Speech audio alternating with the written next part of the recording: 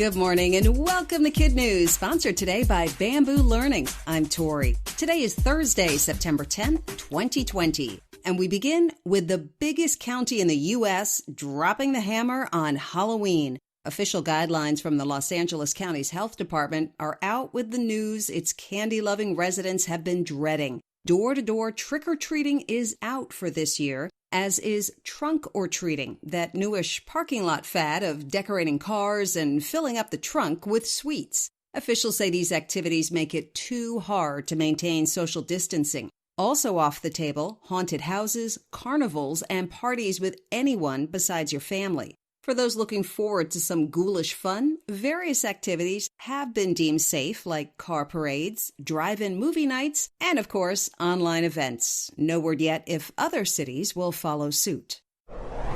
If you live in the West, yesterday might have felt a little like Halloween, or maybe the beginnings of a zombie apocalypse. Ash and smoke from the dozens of wildfires raging throughout California, Oregon, and Washington blocked the sun and turned day into night. And towns that weren't pitched into darkness instead found themselves surrounded by an eerie burnt orange glow. Social media is loaded with hard-to-believe photos, but some iPhone users complained that their device couldn't do the crazy color justice. A photography expert says that's because the camera is designed to smooth the crazy out of pictures, not keep it in. As for the fires themselves, USA Today is reporting more than 90 burning in 13 western states, with the total acreage now topping the size of Connecticut.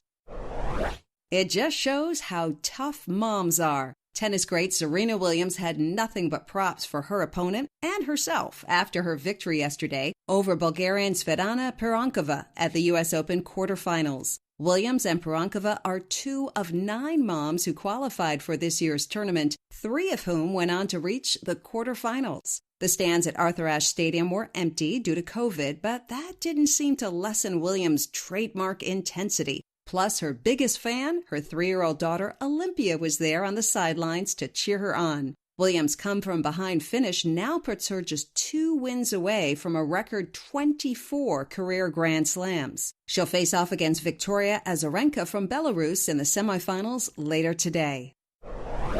Hollywood is making moves to rewrite the script on diversity. For years, the industry has faced criticism that it tends to favor performers who are white and male. Now the Academy of Motion Picture Arts and Scientists is out with strict new rules with the hope of making movies more inclusive. Starting in 2024, only films that employ a certain percentage of underrepresented groups, including women and minorities, will be eligible to win the industry's Best Picture Oscar award. And these changes don't only apply to what moviegoers see on screen. Filmmakers will also need to follow the new standards when hiring people who work behind the scenes. Bow down to the new queen of wing sauce. Azala Johnson of Luling, Louisiana, is making a name for herself with her top-secret wing sauces. During quarantine, the 12-year-old started experimenting in her kitchen and eventually perfected 2 varieties, barbecue and tangy, and hot and spicy. On her first day in business, Azala sold 40 5-ounce bottles of her Baby J's wing sauce at a neighborhood auction. The sauce was such a smash, she's had to scale up to gallon jugs just to meet demand. The entrepreneurial Tween, who counts on her grandma for culinary advice, is keeping her recipe ingredients a closely guarded secret. She hopes to one day start her own food truck business.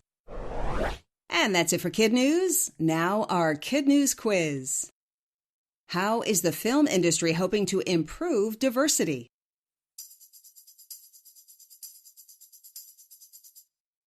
By setting new rules for its Best Picture Oscar award. How many tennis players competing in this year's U.S. Open tournament are also moms?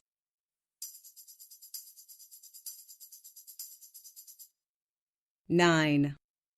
Los Angeles County just basically canceled what upcoming celebration?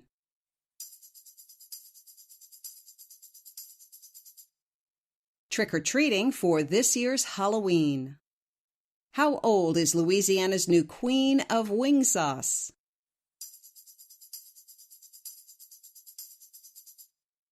Azala Johnson is 12 years old. In One for the Road, 73 years ago this week, the first bug was found in a computer. And when we say bug, we don't mean glitch. We mean a moth. A team at Harvard University in Cambridge, Massachusetts got tired of repeated error messages on its Mark II device, and when they opened it up to find the problem, there it was. The trapped insect had disrupted the electronics of the computer, and the team, led by engineer Grace Hopper, had to debug it to get it working again. That moth is now legendary. It's taped inside of a notebook and is on display at the Smithsonian. For more on Grace Hopper, the woman who popularized the term computer bug, just say, Alexa, open bamboo luminaries. That's it for KidNuz. Don't forget to follow us on Facebook, Instagram, and Twitter. And you can hear KidNuz on Alexa. Just say, Alexa, play the KidNuz podcast. Now here's Kim with today's KidNuz shoutouts. Happy birthday to Emma Grace in Albion, Indiana, Milan in Austin, Texas, and in California, Akash in Los Angeles, Hai in Oakland, and Grace in Lafayette. And a classroom hello for Mrs. Ramos and her awesome students at Parkview in Ripon, California. Thanks for listening, everyone. We'll see you back here for more KidNuz tomorrow morning.